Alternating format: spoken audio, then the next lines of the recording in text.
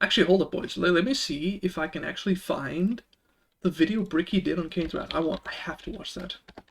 I have to watch it. We gotta see, boy. That is my game right there. Hold up, I think I found it. I found it. Hold up. We found it. Let me just remove that from the search bar. Alright, boys. Y'all ready to hear about one of the greatest RTS games ever made? Before EA kind of destroyed it. We'll even give this guy, like, preemptive like. What just happened? When you think of a villain, especially a villain in the Command and Conquer series, generally your mind goes... Why does it keep disappearing? Hold up. Oh, I didn't... my bad. Oh, sorry. Alright, let's go. When you think of a villain, especially a villain in the Command and Conquer series, generally your mind goes to Kane. See that man just bathed in red light, the crazy coat he's got on. He really emanates the power of a villain, doesn't he? But truly, it's not the fact that he's a fanatical cult leader. It's not the fact that he's a murderous crazy man or his drip. Kane has got drip. I'll give him that. Kane is very drippy. The Brotherhood of Drip was formed by Kane. He's evil because he's bald. Oh. He's got that Asmongold haircut. And that's why you need my sponsor, Keeps. Oh no, we're bald get chat. We need to buy the sponsor. Did you know 2 out of 3 men will experience some form of male power and baldness in their time? In fact, sometimes very early on, and most... Speaking very early on, I know a guy who's my age. He's 24. And he's balding. That is crazy. He's going bald and he's like 24. Kane came in from Red Alert 2? What?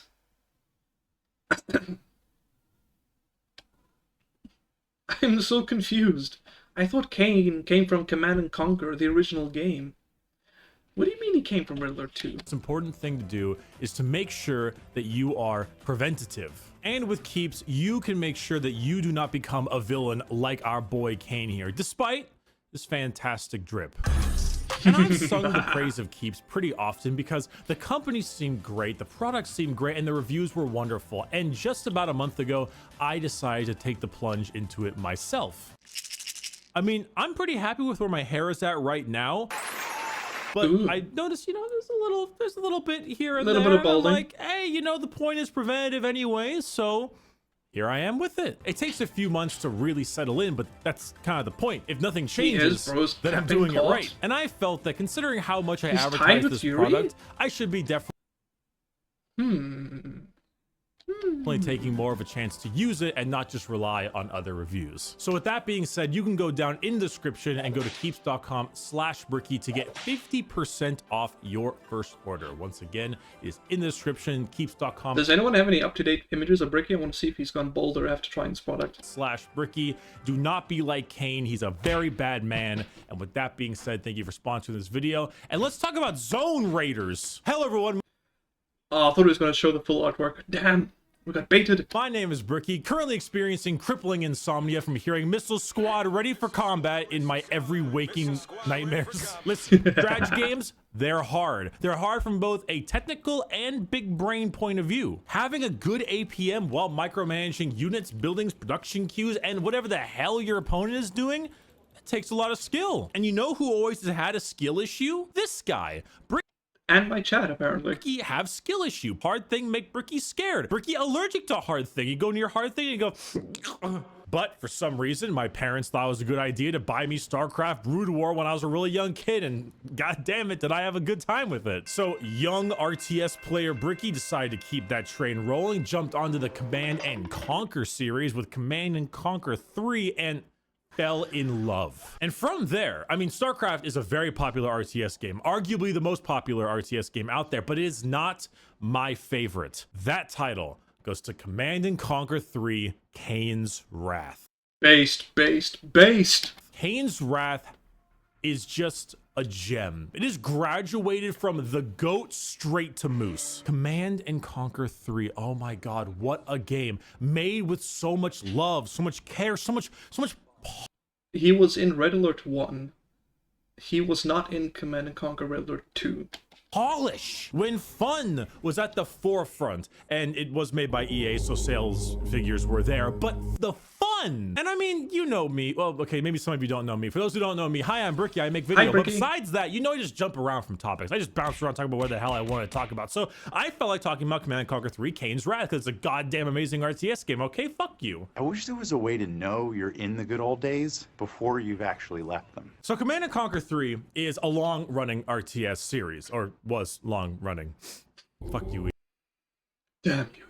There was Generals, Red Alert, Tiberium Wars, just many. Being 26, I didn't really get into Generals very much, and I didn't 3 years ago, so he's like 29 now. Bro's old. really get into Red Alert until Red Alert 3 came out, and even that, I mean, Command and Conquer Tiberium Sun was the prequel to Tiberium Wars, and that came out way back when. So I got really big into Command and Conquer 3 Tiberium Wars when it came out, and jumping into that game, I was a little surprised, especially as a younger kid, with the campaign, because RTS campaigns are a little hit or miss, and this one was a little hit or miss with its camp and its insane amounts of cheese, but True. it took some genuine issues.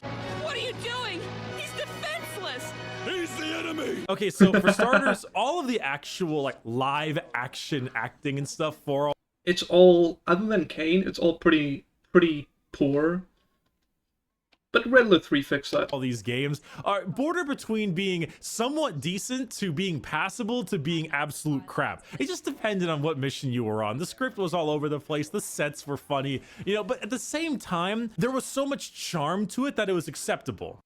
I'm escaping to The one place that hasn't been corrupted by capitalism. Space! Space! I want you to look at Senator Armstrong of Metal Gear Rising, all right? In terms of story, Armstrong being the final villain is like the dumbest thing on the planet. He was barely set up at all, mentioned like once, and then just arrives like a 20-minute cutscene.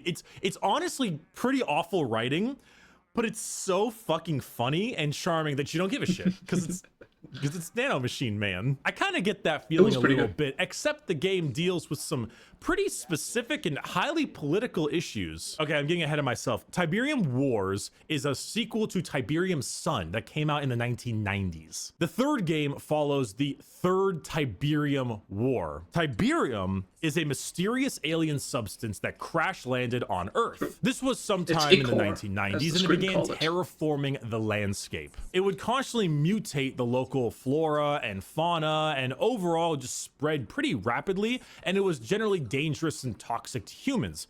However, it was also a very potent fuel source, a very powerful resource. So despite the obvious... Yeah, I've actually seen Kane in the Soviet ending. I know, I'm aware. Dangers of toxic gas, massive human mutation, this becoming such a major resource and how much it was spreading across the planet made it very sought after. In the and this actually is where the Zocom faction comes in, because they were the GDI division tasked with eliminating the Tiberium threat and restoring zones to blue zones. 2040s, about 50 years later, this is when our two major factions are fighting. The Global Defense Initiative, or GDI, is the general law and order kind of group. They're an amalgamation of a ton of countries all coming together with the pretty standard, like, American-looking law and order and strength in terms of military might kind of group. They're trying to combat... Which is also reflected in how their units are designed.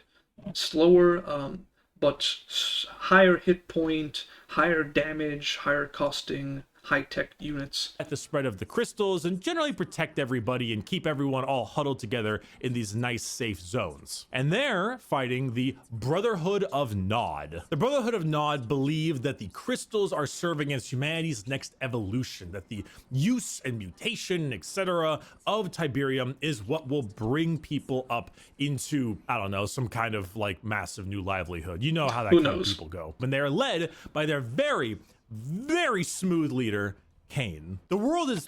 I still remember the Kane live scene from, I think it was Tiberium's son, lives rent-free in my head. Generally collapsed altogether, and any kind of national border has been removed or assimilated, and now the entire world is ran into zones. You've got blue zones, yellow zones, and red zones. Blue zones are life as we generally know it, almost free of any kind of Tiberium, and the GDI take up almost the entirety of the blue zones. The yellow zones have light Tiberium exposure. It's around here and there. It's generally demilitarized, very, well, you know, scavenger-like, and Nod takes up most of these areas. Red zones are nearly uninhabitable. Nod has some of these as well, but generally if you're in a red zone, you just can't live there. See, these cutting up of...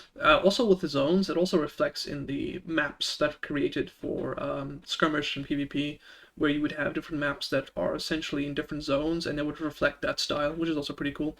I made a blue zone map. So yeah, I've actually made maps in Kane's Wrath before. I made a map called Tournament Eclipse, which is pretty cool, in my humble opinion. I can actually show you guys if you want. Which is set in a blue zone. Zones is generally where the overall fighting between GDI and Nod take place. Because to the Brotherhood of Nod, they see GDI as the oppressor. There's the Marv boys, the Zocom Marv.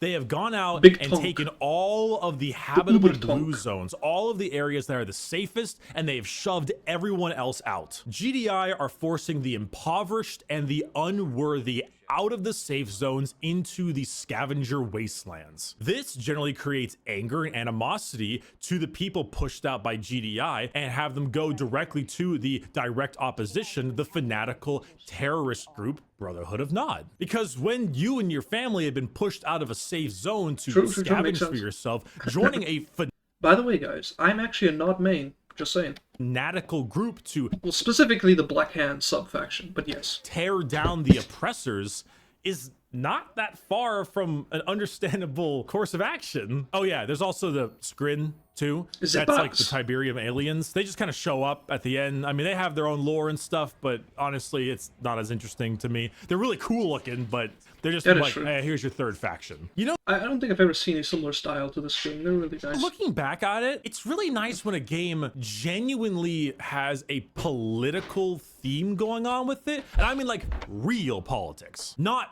oh my god, Twitter mad gay people in games politics. No. Like real politics. The creation and enforcement of borders. The issue of WMDs for both the big and small factions. The fanatic... Yeah, it was the early 2000s to 2010 level of political writing, which was actually pretty good. You know, Metal Gear Rising, Command and Conquer, there's a bunch of them. Radicalization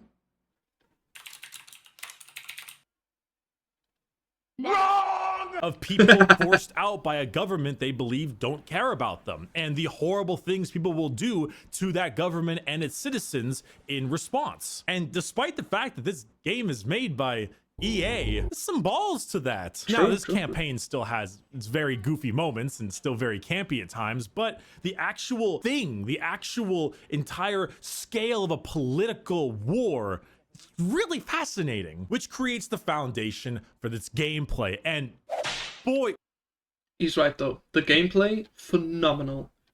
As I mentioned previously in like the Red Alert 3 video react, the speed in TTK of that game is insanely high. ow, I forgot I had a bruise there. Well, the speed's high, the It's TTK the is low. gameplay. The game is fun. So in Tiberium Wars, and if I haven't made this clear, Command and Conquer 3 Tiberium Wars is the first game. Kane's Wrath is like the expansion of it. But Yeah, the moment Kane's Wrath came out, there was literally no players left in Tiberium Wars. It's basically just Tiberium Wars, but better. That's why everybody basically migrated over to Kane's Wrath. in Tiberium Wars, the original, there were three factions, the GDI, Nod, and Skrin. GDI is the military group of peacekeepers. It's really kind of the American military. Also, you can tell this person is playing PvP because of how he positions his refineries and his ore factory and how many harvesters he has and what he's building next. Like, I can look at a screenshot and immediately tell you if this person's playing PvP or not. Or at least played PvP.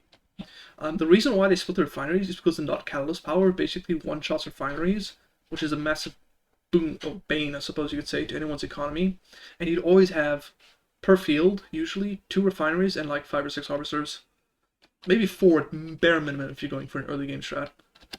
style of group. Their stuff looks generally clean, disciplined, and functional. Their units move and speak generally rather professionally, but just have enough personality to stand out. Things like rifleman squads, Securing structure. predator tanks, Predator ready for battle. look and generally sound the part. Yeah. But as you go up the tech tree, that personality starts to really make its way out. Things like zone troopers, We got this handled. mammoth tanks, Mammoth advancing. Oh, yeah. Commando, He's going dirt tasting. all give Commander GDI a Higgins. bit more intrigue in their character voicing that has them stand out as, yeah, they're part of the Peacekeeper group, but these people have been around. They're allowed to talk a little more loosely because they're veterans. As far as Nod is concerned, despite the whole concept of fanacalization and all that stuff, Nod is definitely playing the role as the bad guys. And I Bro mean, they're- stalled? Okay, never mind, he's a noob.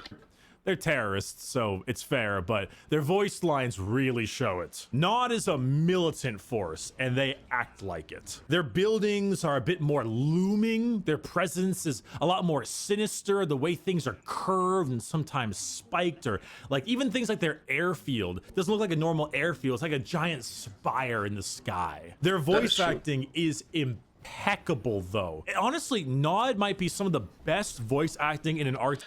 I think also with Nod, the EVA, like the little UI voice that'll say things like, you know, battlefield expanded, unit lost, insufficient funds. That voice of the Nod is the best one in any RTS I've ever heard. I'm not gonna lie, it's kind of weird to get Bricky talk about any other M40K lore. Really? Is that what he mostly focuses on? Interesting. TS game I have ever played. I mean, the Militant Squad alone shows what they're all about. The oppressors must die. Make them suffer! Saboteurs are sinister.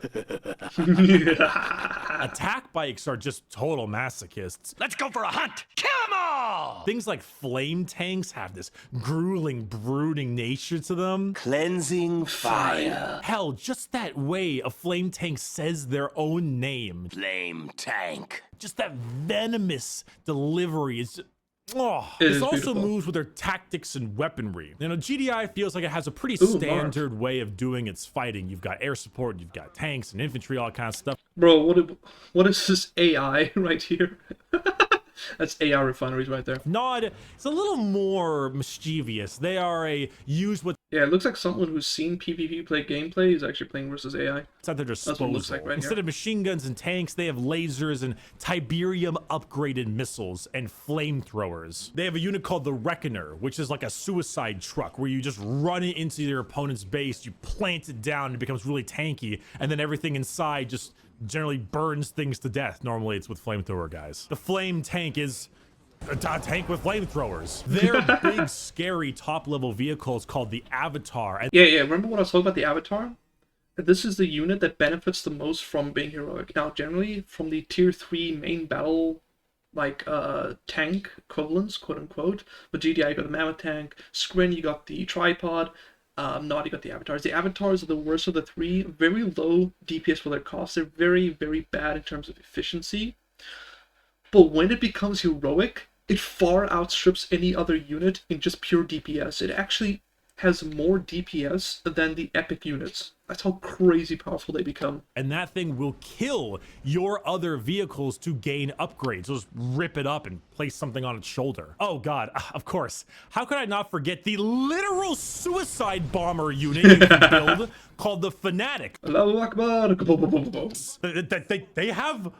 They have bombs on their chests. They I don't know how more I can describe this. They run with their hands in the air and they go boom, and they do a Okay. lot of damage. Yeah, I mean, not are good people. They have a lot of personality though. The Skrin I have less to say about because they're they're aliens. The idea of them is very alien. They sound alien. Their voice acting is actually, or whatever their sound mixing is really good, actually. They all sound genuinely pretty alien. Honestly, the sound design of all their creatures is really good. There's a lot of effort put into it. True. There's a tripod I was talking about. They're kind of Tripod's just an very good. amalgamation of Well, of everything. There's plenty of alien, as in, you know, alien. You've got some The Day the Earth Stood Still with like their buzzer swarms and stuff. You got some Independence Day in there. You got the War of the Worlds tripods. You've got quite a lot of just stuff pulled from other things. But in a weird way, when you pull from so much else, you almost kind of make your own thing. And they feel unique despite the fact that it's obviously inspired. They also play super alien as well. They utilize Tiberium a lot to either buff their weaponry, or it allows them to create more Tiberium fields, which act PvP gameplay spotted. as the game resource. That's pretty important to you. They have things like stasis fields and wormholes and mind control. You know, they're doing all that kind of stuff. Despite that all, though, they still... Yeah, the screen support powers are the most busted. Even like their stasis ability, which basically just disables anything and makes it anything within its radius completely invulnerable for like I think 40 or 30 seconds. It is actually being called in the PvP community a secondary super weapon. That's how powerful it is, because you can basically just disable half of a person's army, destroy the first half, and then just knock out the second half. Very powerful. Feel familiar to play, and pick up and playing them is pretty simple, just like with the other two factions. Then you get to Kane's Wrath. Okay, hold on, let me read this full comment. Let's see. Late to the show, never mind, I was in the rabbit hole far too long. Let's say everything Warhammer makes me salty nowadays. Even my beloved Warhammer FP. Kane's Wrath decided to expand upon the 3 rosters. Instead of going from just 3 factions, you now have 9. 9! Of those 9! I am the Black Hand main. However, they're subsections of the original. So you've got still GDI, Nod, and Scrim, but now you have 2 subfactions per group. Yeah, and each of the subfactions, each one of the each subfaction of the 3, one would focus on more firepower, the other one is more focused on finesse, and they give several trade-offs. Like, for example, Black Hand, it's a offshoot of Nod. They have a lot more firepower, but they lack a lot of the finesse, they lack a lot of the stealth options, and a lot of other tools. Anton Slavic forever, yeah. GDI, we had the Steel Talons and the Zocom. Steel Talons rule. I gotta do it. He said the thing, he said the thing. It's always funny. They're an experimental weapon group that's generally focused around the ground combat and also walkers. They don't really build high-level infantry like zone trooper, sniper teams. They also don't build like the Shatterer tank. However, they make up for it by different kinds of changes to all their other main tanks. Instead of a Predator tank, you have the Titan. Instead of the Shatterer, you have the Wolverine. The Titan is a big walking giant that has a gigantic gun on its side, and the... Oh yeah, also with the Titans, they have a crush level of a tier 3 unit, even though they're only tier 1, meaning they can effectively crush other units of the same tech level, which is what I was referring to earlier when I said you press H and you see a unit walking over your harvesters. That unit will be the Titan. So Titans can actually walk, so you can send one around the corner and it can walk over harvesters to insta-kill them. Which is, you know, technically makes it one of the few units you would use as a melee unit in Kane's Wrath, but still very powerful. Heinz and Wolverine's walking mammoth, 19 years. Wolverine is a massive anti-infantry murderer. Yeah, the Wolverines have, I think, the highest DPS per cost when it comes to infantry. They're insane. On legs. Their harvesters become heavy harvesters that are tankier and can put infantry inside of it. And their juggernauts, which are these enormous howitzers. Well, technically, those are called behemoths. On legs, now can also fit infantry in them and have a little bit more of an AoE blast. Steel Talons is like that when you really want to just roll over your opponent, utilizing nothing but tons of tanks. You have like 20 Titans. Yeah, for a long time, the Steel Talons was kind of like the underdog, due to a lot of bugs in the original release of the game, where like their harvesters would harvest like 20% slower, a bug they shared with Zocom. But with the fixes that the patchers have done with the R23 patch, they've become a mainline, you know, fighting force in the PvP community. They're actually very strong. And you've got some juggernauts, or no, behemoths in the back. Wolverines ripping people apart. AP ammo is insanely powerful. That's why we call it OP ammo, not AP ammo. It's really OP. We had juggernauts in my Tiberium Sun. Yeah, I know. Powerful. And it's just a damn good time. ZOCOM, or Zone Operations Command, is entirely based around working with, you know, really bad Tiberium fields and stuff. They also really like sonic stuff. Their orcas fire sonic things instead of regular missiles for their aircraft. They have... Now, most people don't like ZOCOM orcas, because they fire the sonic shells and in very quick succession, and it's not like tracking like the orca missiles are, so they don't really like them. But if you can micro ZOCOM orcas, they are much more powerful than orcas. They're actually really strong. The Shatterer, but it's the Zone Shatterer, so it can fire this big old sonic blast at people. And their Zone Troopers have become Zone Raiders, which is exactly where I developed my kink for strong women in big fucking armor. Miss me with that bikini armor shit. Cringe. Get me full plate. Zone Raiders are actually really dope. Instead of Zone Troopers with their big railguns, they've got AoE sonic blasters and shoulder-mounted anti-aircraft missile launchers. Honestly, ZOCOM in general can mass infantry and do a pretty damn good job at it. A lot of their infantry have great upgrades that they're allowed with this faction, and mobilizing tons of Zone Raiders, those missile troopers, and then even some cyber teams here and there, throw a commando in there. There's a lot of strength in that army. Or you could fall back on the classic ZOCOM strategy, which is a million hammerhead gunship. Bro, I hate this strategy so much. It's so annoying. They have so much DPS and they're so fast. Filled with Zone Raiders. It's just everything dies. Like, you can't stop it. It is insane. As for Nod, you got two factions known as the Marked of Kane and the Black Hand. That's me, boys. I'm the Black Hand. The Black Hand is my favorite faction in all of Command and Conquer. Based. Mine too. I fucking love this faction so much. If you don't know what the Black Hand is, it's fire. Fire in everything. It's Flammenwerfer, Flammenpanzer, and Flammenübermensch. Black Hand is actually a regular unit Nod can create, which is a group of flamethrower troopers, and they're kind of a little heavier, a little heavily armored. However, in this one, it doubles up its specialization. They completely forego all aircraft. No aircraft at all, and they put all their effort directly into flame. Your basic militant group is no longer that. They're called the Confessor Cabal that has mind control grenades, and all of their flame... Not quite true. They have hallucinogenic grenades, which makes... any of the infantry that it hits, basically treat all other units as hostile, so you can have infighting. Black Hand Commander commands Nod in Firestorm. Yeah, I'm aware. Base things come out promoted, which I haven't talked about yet. In Command and he's gonna talk about the veterancy, boys. Here it comes. When I was talking about this earlier, the Red 3 React. Here it comes. Conquer, the idea of a veteran unit is taken seriously. A unit that has survived a long period of time and killed a lot of things will become promoted. The more promoted you are, the tankier you are, the more powerful you are with your weapons, and if you reach the top, become a heroic unit, you have an increased fire rate and you have health regen. So of the 4 tiers, so it's health regen, increased fire rate, and increased health.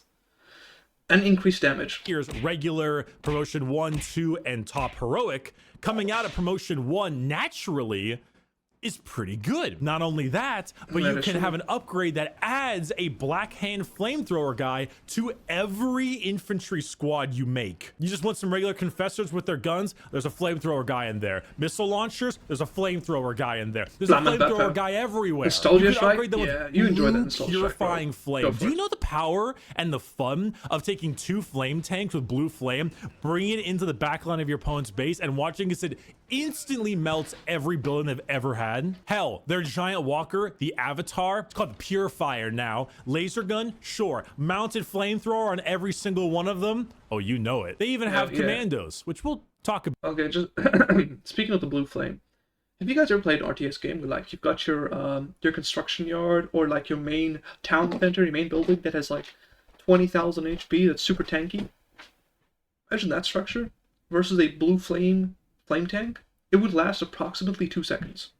That's how much time you have to react to stop the unit before your main structure's dead.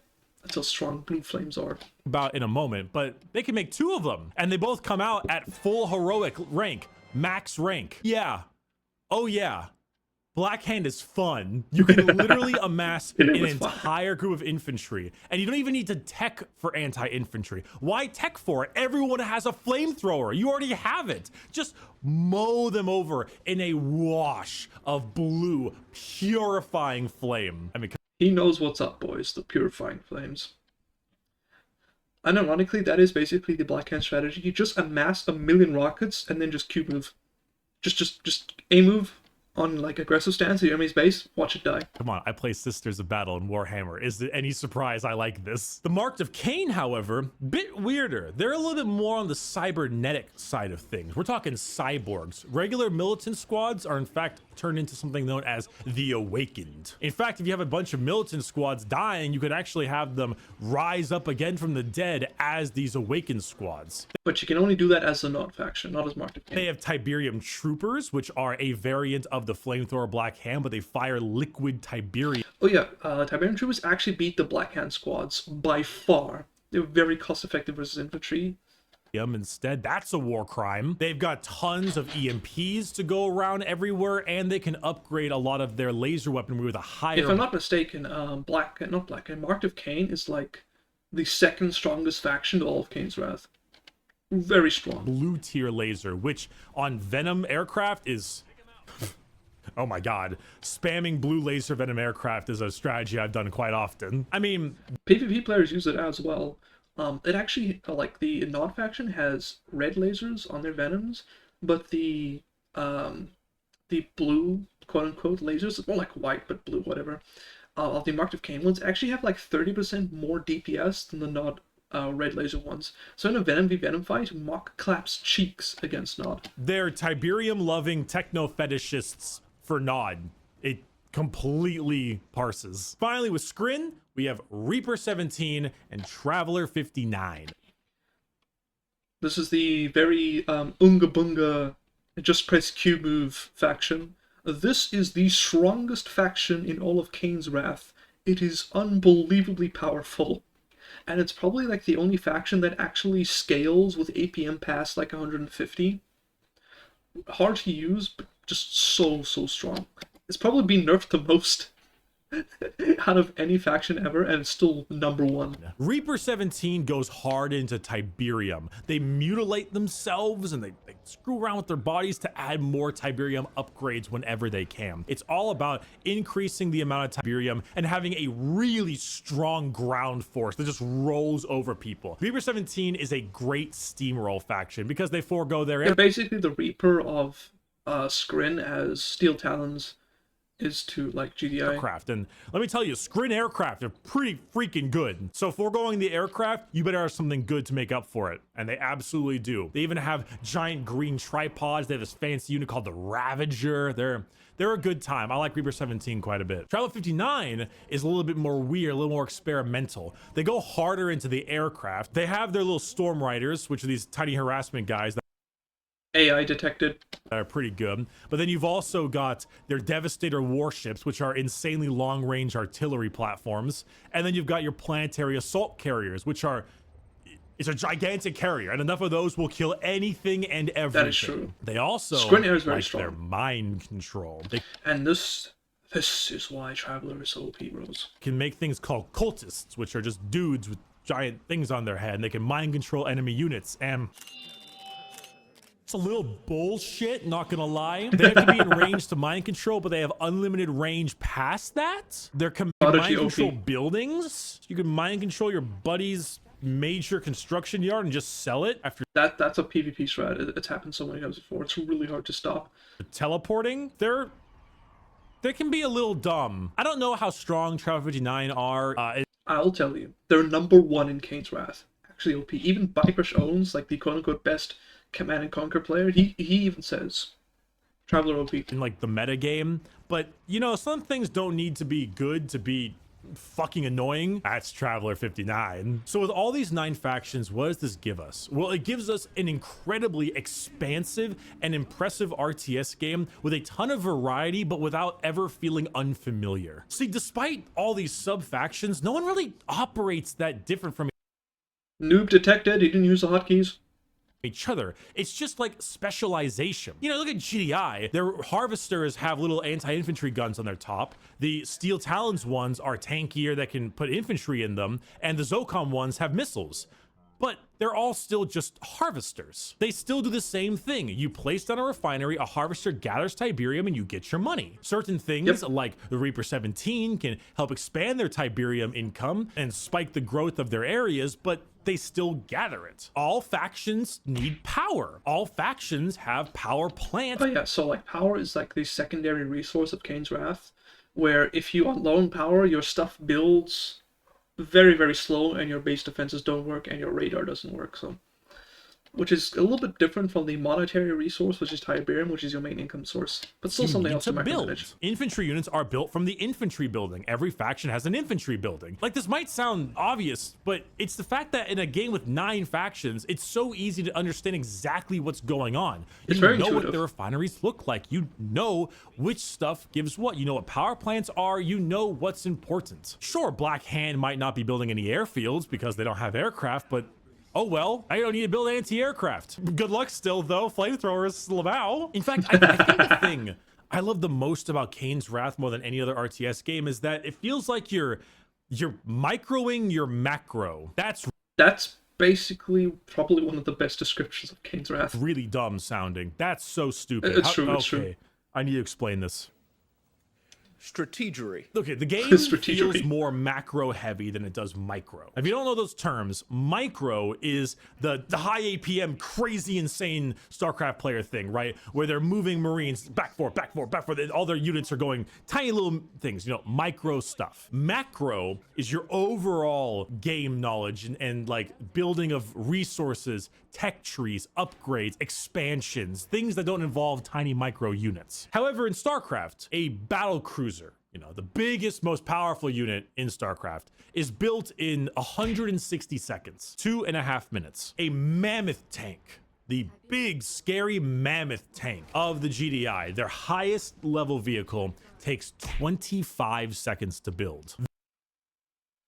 That's actually true. Yep, it takes 25 seconds. So the units are brought out a lot faster. The Marv, the gigantic vehicle that came out in Kane's Wrath, along with the Redeemer and the Eradicator Hexapod, 50 seconds. Double the time, practically a third of the battlecruiser. But at the same time, I feel like the units die at either the same speed or slower than they do in StarCraft. But your resource deposits also go away much faster. Also, when you spend resources, you don't need to hit thresholds like you do in StarCraft. You don't Yeah, they have a much, much better economy system than StarCraft. Slopcraft, as I call it. need to have 50 minerals to create a Terran Marine.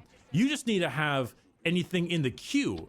I think that their dynamic is superior. Just saying. And then as time goes, it'll slowly be built. If you're building a mammoth tank, Yeah, the whole upfront cost in RTS thing is such an outdated mechanic. I don't know why they keep still doing this. and you run out of money, the production queue just halts and it waits till you get money again. Then it continues. So with production so fast, with units dying the same speed or slower than StarCraft, with Tiberium getting removed faster, which means you need to expand more, and the actual build queues that are going on without needing to wait for a threshold, and fighting over all of the neutral buildings like Tiberium spikes on the map. I've heard some players say that the time to kill is actually lower in Kane's Wrath. I can't confirm this, but I've heard some say it's actually lower. I feel like I'm microing my macro. Does it make any sense? Like, You have to play Kane's Wrath as a PvP to understand, but he's absolutely right. in StarCraft, right, a standard Terran Marine can basically kill anything with enough volume or enough time. Hell, a crap load of Terran Marines is a major strategy in StarCraft because you put them somewhere and they'll kill anything. In Command and Conquer, some fights just won't go anywhere. A Predator tank versus Rifleman squad, tank isn't built for this squad. It'll kill them before the Rifleman squad does, because the Rifleman squad does no damage against tanks, but it'll take forever. So having the right tool for the job is important, but it doesn't mean there's no micro either. One, you can make formations, which is the coolest thing ever. I'm tired of booting up a new RTS game. They do not have one-click formations tied to the mouse keys. Bro, what are we doing here? You've had this tech out for like 20 years and you still don't use it? Brothar, what? But also, you can tell them to move backwards. You can have them Why don't we have reversed formation moves in other RTS games? What is with this move, a move, move, a move, move, a move, moronic limbo, the dance that people do in these other games was just a death ball of units going backwards and forwards. There's no dynamic combat or strategic placement whatsoever. Kane's Wrath and like by extension Roller 3 is like the only RTS that actually does this. And a lot of slower RTSs kinda also have this, but it's much more slow. Like Age of Empires, you can formation your units, but it's not tied to the mouse button. It's actually, you have to pre-do it using hotkeys. But you have to properly, you know, lay out your units in certain formations, not just to increase your effectiveness, but also it's just a good idea overall, you know, so you have to properly lay out your army. And that's something that I really think a lot of RTS games just should do more often. It also requires a lot less micro, because, for example, imagine you have a line of 20 tanks, 20 Marines, whatever. You want them to all to be in a single line so that they can all fire at the opposing forces at the same time, so you don't lose out on DPS. In StarCraft, you have to A-move and then wait for all of them to go around each other, go into the line, and then they can fire. Which means that the person who is doing the repositioning is at a disadvantage because their units aren't firing, which means you are punishing strategic placement rather than encouraging it. Whereas in Kane's Wrath, you just click once, a single button, and they will all move side by side together in unison, which allows them all to fire at the same time. And you can all move them backwards, so you never lose out on DPS from strategic positioning, which is something no other RTS game has. I'm just saying, boys. I'm just saying. Reverse. Pit bulls can move backwards and fire rockets at aircraft chasing them down. This is an option. This is an opportunity. That tank may not be able to kill that rifleman squad, but it can run it over. And so when your opponent sees tanks coming towards his guys, he better get them out of the way or they're just going to crush them. Certain infantry, though, like zone troopers, can't be crushed, at least not by small things. Hell, production times are so fast that even if you lose a massive fight, it's not GG. That's the one thing that I always feel with StarCraft is the moment I lose a major fight, like the big battle, then I have nothing at my base. My production times all take too long. I've lost the game. It's literally over. In Command and Conquer, if you lose the big fight with your opponent, you're still building. In fact, you can even build base defenses as a major part of it. Anti-infantry, anti-tank, or the really big one, the sonic emitter, or the very popular one, the Obelisk of Light, which is such a badass building. So despite the fact that your opponent may have won this major fight, you're pumping out infantry, you're pumping out base defenses, you're pumping out stuff. It's not about just winning the fight and you've won. You need to follow up. If you spent so much time microing your units and trying to get rid of your opponent's big army and you've neglected your base, you might not be able to finish the job. And because you've neglected your production queues, guess what? You're on even footing again. That win meant nothing. It just...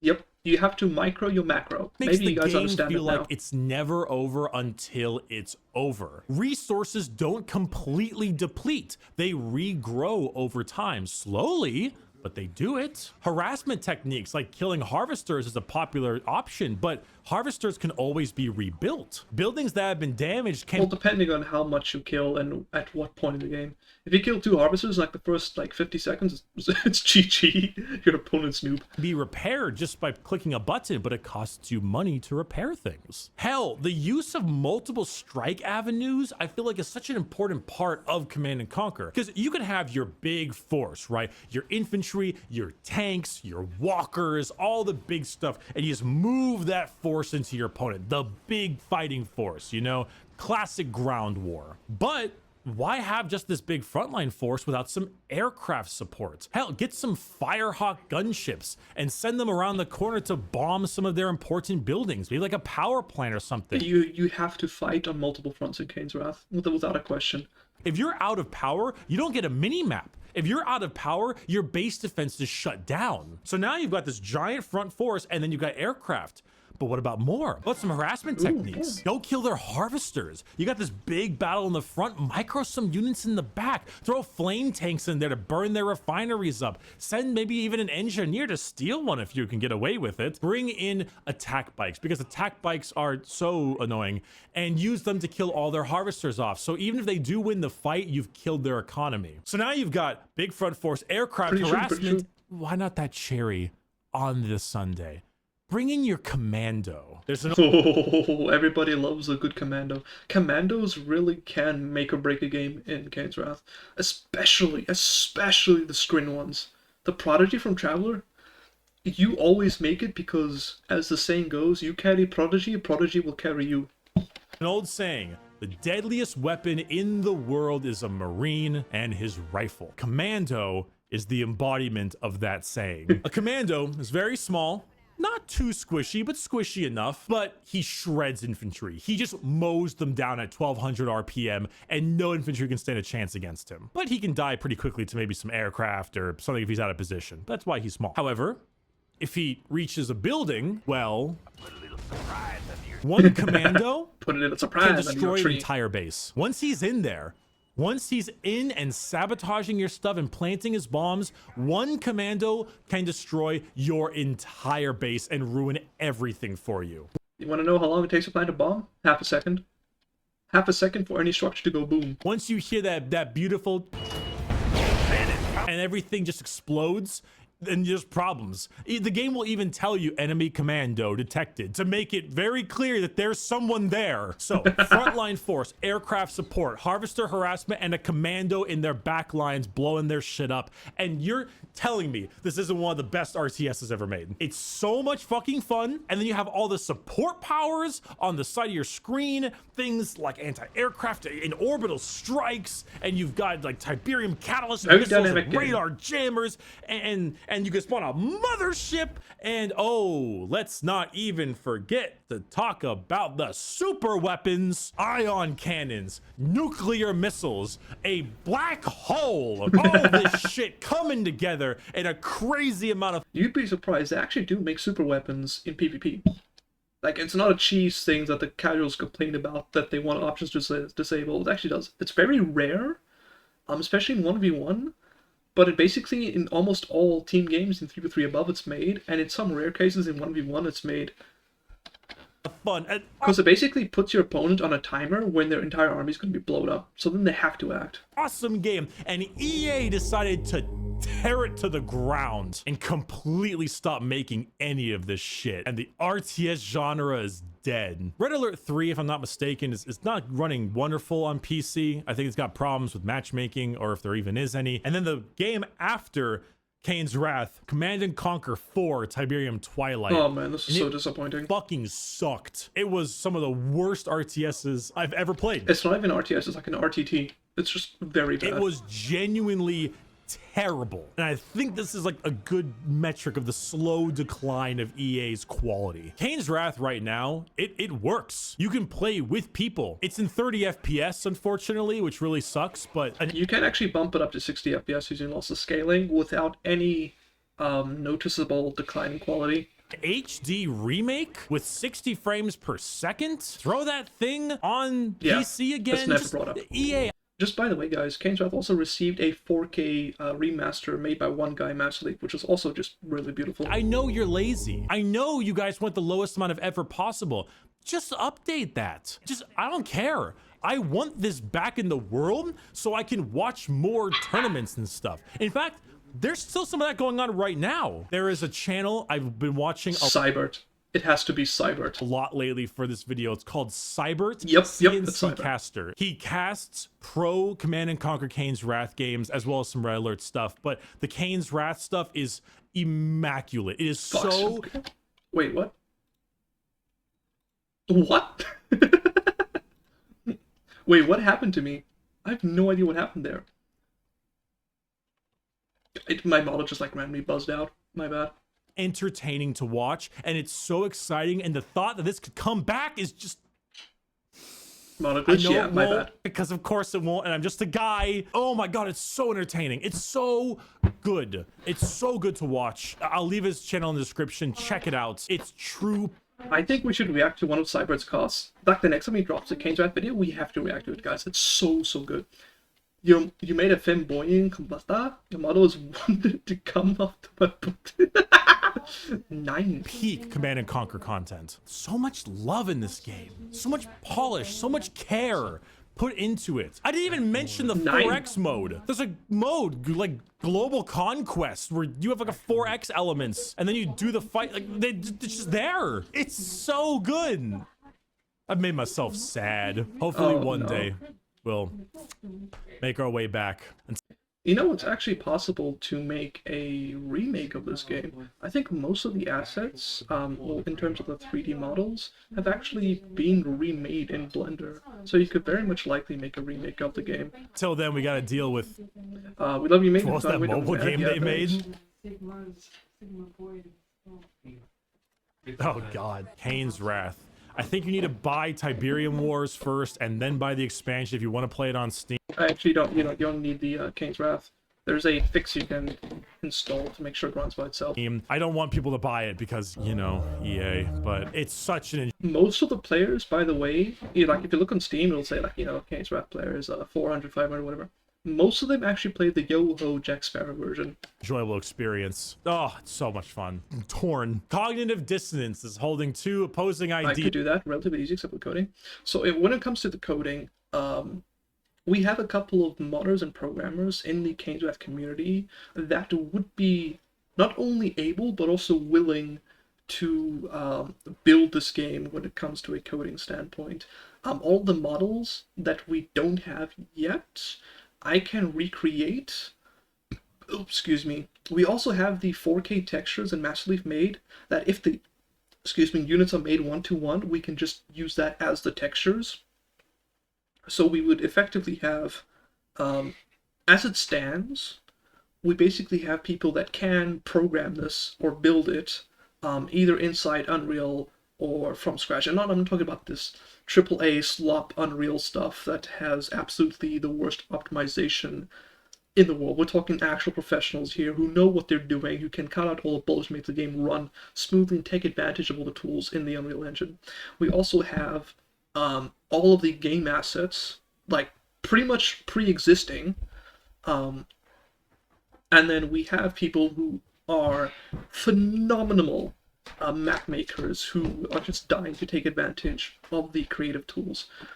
The only thing that's really missing, would be to basically just put it all together. I can straight up rip them from the game and remake them. Pretty much, yes. You and I think I can as well, although it's very hard to extract the models from the game just because of the format that they're in, but it is very much doable. There's a couple of people who can actually do that. So yeah, all we need is to just get the team together and just put the stuff together. We can actually have a remake done probably within like a couple of months. I'm sorry if this came in. You have no idea. Just beware. K.Dot community, the people in there, very game, but game, very base, very manly. Simultaneously. My ideals give you guys realize you can be picked up by my microphone, right? I'm just telling you so that you're aware. So anything you do say is being live streamed. Okay. We're talking about her. Okay. As long as you guys are aware. EA money, more people playing Command and Conquer. I can't parse. It was a cornerstone of my middle school and high school time, and I absolutely love it, and I wanted to gush about it, and I goddamn did it, and I'm proud of it. Base, we're proud of you too. Base Bricky. That's it for me.